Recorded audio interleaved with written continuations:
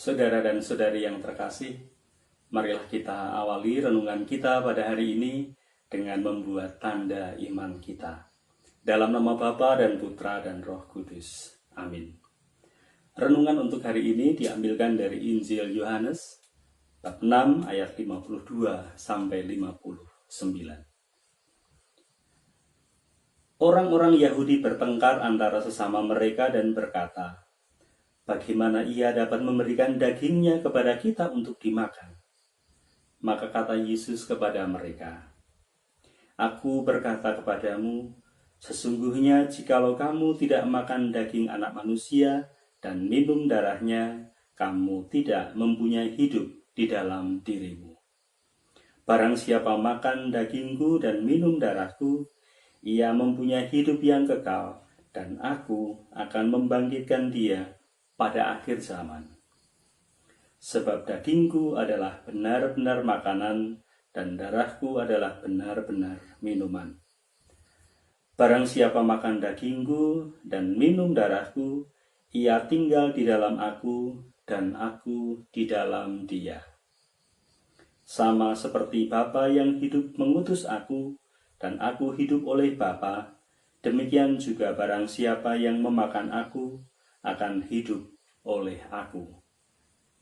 Inilah roti yang telah turun dari surga, bukan roti seperti yang dimakan nenek moyangmu, dan mereka telah mati.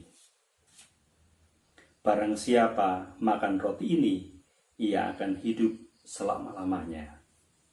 Semuanya ini dikatakan Yesus di Kapernaum ketika ia mengajar di rumah ibadat.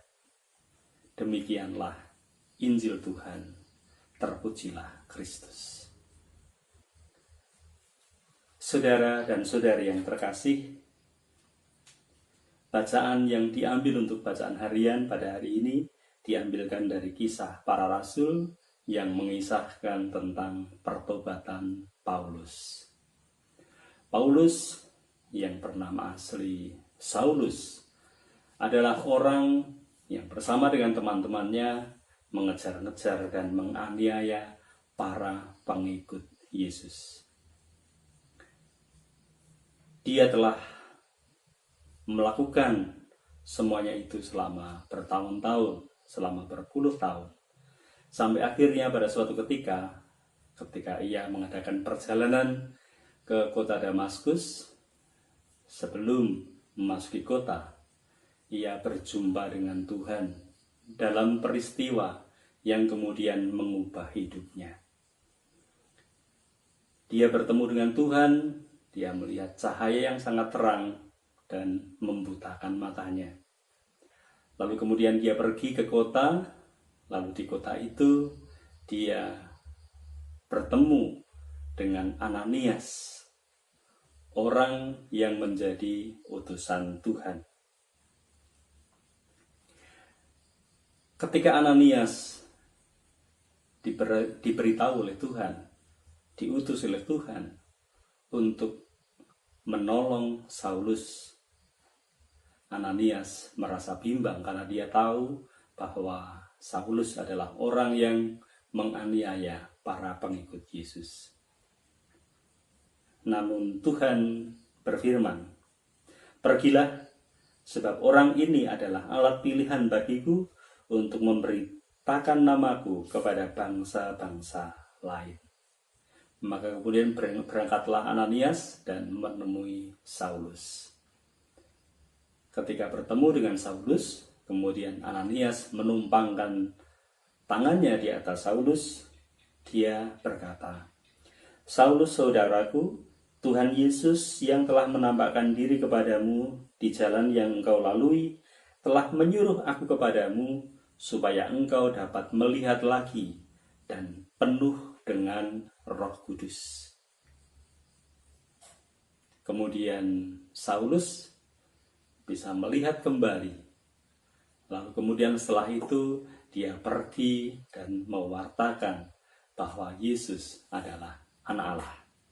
Dia mewartakan ini kepada bangsa-bangsa lain dengan penuh semangat, dengan hati yang berkobar-kobar. Saudara dan saudari yang terkasih, Dalam Injil yang kita dengarkan hari ini, kita mendengarkan sabda Yesus.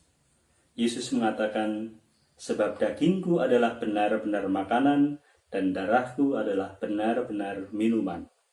Barang siapa makan dagingku dan minum darahku, ia tinggal di dalam aku dan aku di dalam dia. Ketika kita mengikuti perayaan Ekaristi, Tuhan bersatu dengan kita dan kita pun bersatu dengan Tuhan. Tuhan hadir secara khusus dan secara istimewa dalam perayaan Ekaristi untuk masuk ke dalam diri kita, agar kita pun juga dipenuhi dengan Roh Kudus, seperti halnya Paulus.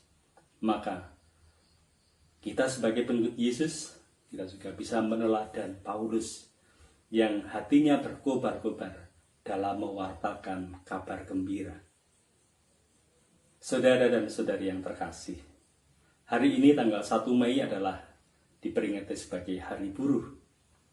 Di dalam gereja, kita juga memperingati hari ini sebagai Pesta Santo Yosef Pekerja. Santo Yosef adalah orang yang taat kepada Tuhan dan dia juga tekun bekerja. Bekerja adalah manifestasi atau perwujudan dari tugas kita sebagai manusia untuk turut ambil bagian dalam karya penciptaan dan penyelamatan Allah.